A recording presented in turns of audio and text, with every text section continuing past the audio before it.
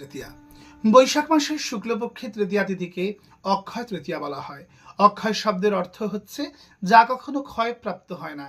তাই এই দিন সদা সর্বদা হরিনাম সংকীর্তন করুন, ভগবানের সেবা করুন, নারায়ণের অভিষেক করুন, নাম জপ করুন, হরিকথা শুনুন, যাতে আমরা তার অক্ষয় ফল প্রাপ্ত হতে পারি। এই অক্ষয় তৃতীয়ার দিবসেই ভগবানের আদেশে ব্রহ্মা সৃষ্টিকার্য প্রারম্ভ করেন। এই দিনেই ভগীরথ দেবী গঙ্গাকে মর্তধামে অবতরণ করান।